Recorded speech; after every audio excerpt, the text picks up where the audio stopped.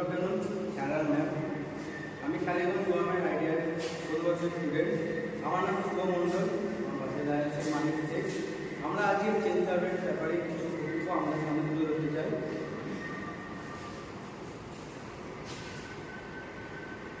আমার নাম মানিক শেখ, আমি কালীগঞ্জ গভর্নমেন্ট আইডিয়ার প্রথম বর্ষের ছাত্র। আমি চেন সার্ভের বিষয়ে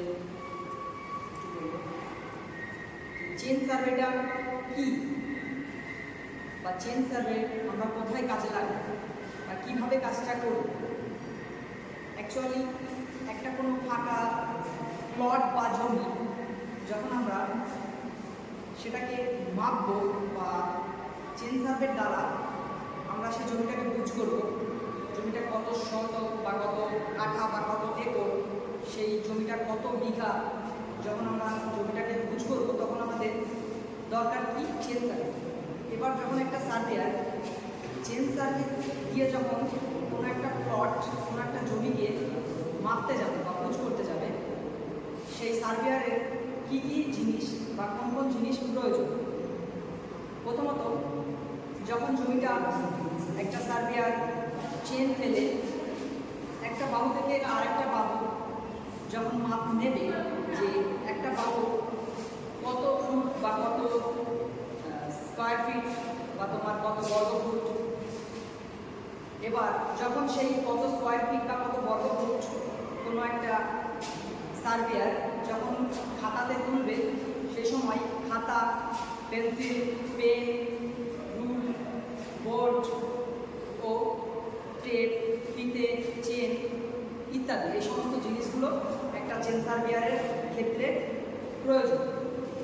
এবার একটা চেন সার্ভেয়ার কোন জমিটা বা কোন প্লটটা খুব সুন্দরভাবে অল্প সময়ের মধ্যে ক্লিয়ারলি সুন্দরভাবে জমিটা বুঝ করতে পারবে, মাপতে পারবে, আর কোন জমিটা একটু সময় লাগবে, আর কোন জমিটা বা কোন প্লটটা একটা চেন সার্ভেয়ারের দ্বারা অসম্ভব।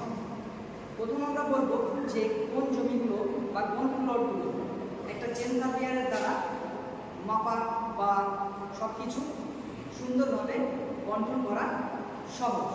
প্রথমত কোনো একটা ফাঁকা জায়গা, ফাঁকা মাঠ বা ফাঁকা বাড়ি বা ফাঁকা রাস্তা, সে যে কোনো একটা জিনিস হোক, যে কোনো একটা প্লট, সেটাকে প্রথমত একটা সার্ভেয়ার, যেটা মৌজা ম্যাপ বলা হয়, সেই মৌজা ম্যাপ থেকে সেট করে একটা মৌজা ম্যাপে প্রচুর দাগ থাকে। এবার সেই দাগ নাম্বারগুলোকে যে কোনো একটা প্লট সেই সার্ভেয়ার বের করে সেই দাগটার উপরে ভিত্তি করে একটা স্কেল করে এবং খাতাতে বা তার বোর্ডে ড্রয়িং করার পর সেই সার্ভেয়ার বা আমি সেই চেন দিয়ে কত স্কোয়ার ফিট হচ্ছে বা কত বর্গফুট হচ্ছে জমিটা বা কত একর হচ্ছে বা কত শতক হচ্ছে, তারপরে সেই জমিটাকে বুঝে আনতে পারবো। তা প্রথম যখন একটা সার্ভেয়ার বা যখন ফিতেটা এক মাথা থেকে মানে এক বাহু থেকে আরেক বাহু পর্যন্ত যাবে, হয়তো কোনো একটা বাহু 100 বর্গফুট মানে 100 ফুট যাবে, তখন একটা বাহুর মান 100 ফুট। সেই 100 ফুটটা লেখার জন্য পেন্সিল বা পেন বা খাতাতে ইউজ করা হয়। এবার প্রথমত কথা হচ্ছে একটা সার্ভেয়ার কোন কাজগুলো একটু লেট হয় বা একটু সময় লাগে, যেমন পথ চলাকালীন বা রাস্তার ধারে যে সমস্ত গ্রামে হয়তো সেটা সার্ভেয়ার কাজটা করতে পারে, কিন্তু শহরের দিকে চেন সার্ভেয়াররা সহজে কাজটা করতে পারে না, কারণ তাদের অনেকটা সময় লেগে যায়। কারণ সেই সমস্ত প্লটগুলো ছোটো হলেও কিন্তু তাদের সেই সার্ভেয়ার চেন ফেলা অসম্ভব ব্যাপার হয়ে যায়। কেটে কেটে কেটে কেটে তাদেরকে চেন ফেলতে হয়।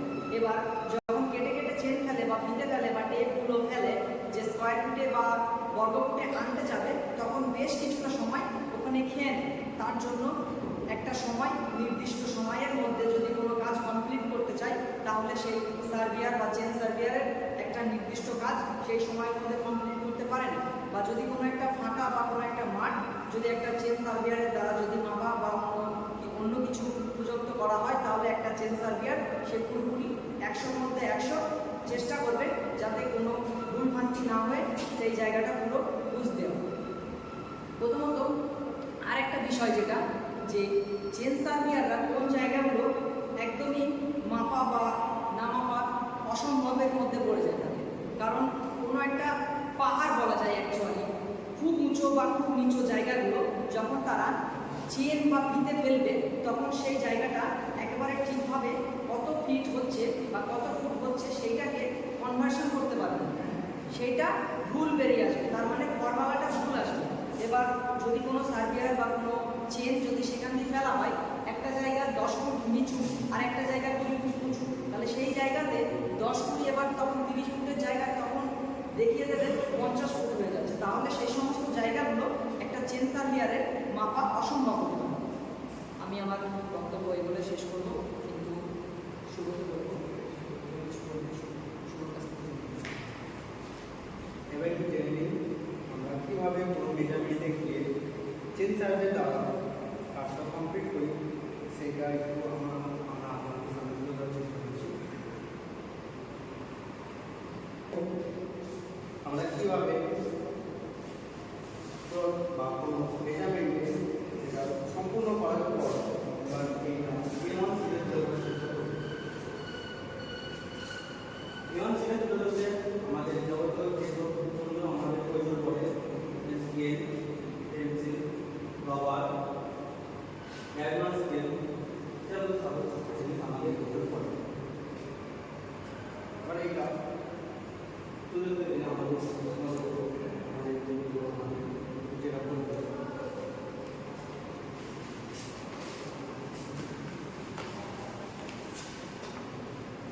যখন আমরা মেজারমেন্ট করলাম তখন আমাদের সর্বপ্রথম যে হিসাব আমাদের অ্যারোটা করেছে আছে তো আমাদের বোঝাতে পারে কতটা অ্যারো আছে না হয়। এবার যেটা বলবো বিষয়টা হলো মোজা ম্যাপের কথাটা আমি আগে বলছিলাম, এবার আমি মোজা ম্যাপটা একবার দেখিয়ে দেব। সেই মোজা ম্যাপটার মধ্যে কতগুলো দাগ আছে। এটা হচ্ছে একটা মোজা ম্যাপ নাকাশপাড়া মৌজা তেঁতুলবেড়িয়া। এটা হচ্ছে একটা গ্রাম, এটা হচ্ছে একটা মোজা ম্যাপ। এবার এই ম্যাপটাতে প্রচুর দাগ আছে, প্রচুর দাগ নাম্বার আছে। এবার প্রচুর দাগ নাম্বারের মধ্যে থেকে যে কোনো একটা দাগ আমরা কনভার্সন করে দেবো, মানে চয়েস করে দেবো। এবার এই দাগটাতে আমরা কীভাবে মাপবো বা ফুটে সেটাকে কীভাবে বের করবো বা লিঙ্কে কীভাবে বের করবো, আমি প্রথম আপনাদেরকে ফুটে দেখাচ্ছি। এই স্কেলটা দিয়ে এই ম্যাপটাতে তখন কী করবো, এখান থেকে কালি করার পর এই ম্যাপটা এখান থেকে দেখে নিয়ে এই বাউটা আছে 240 ফুট, এইদিকের এই বাউটা 240 ফুট, এদিকের বাউটা কত আছে, এদিকের বাউটা আছে 250 ফুট, এদিকের বাহু 240, এদিকের বাহু 250।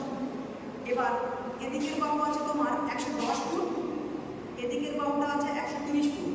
এবার যখন আমি বাহুগুলো পেয়ে গেলাম তখন আমি কি করবো, আমার খাতাতে বা যে সার্ভিয়ার বা চেন সার্ভিয়ারের খাতাতে লোড করে নেবে। এবার সেটাতে ক্যালকুলেশন করে সেই ফর্মুলাতে এই যে দাগটাতে কত শতক বা কত কাঠা বা কত বিঘা বা কত একর সম্পত্তি আছে সেটাকে ক্যালকুলেশন করে বের করবে। এই হচ্ছে মোজা ম্যাপের বিষয়। আমি এই বলে আমার বক্তব্য শেষ করলাম।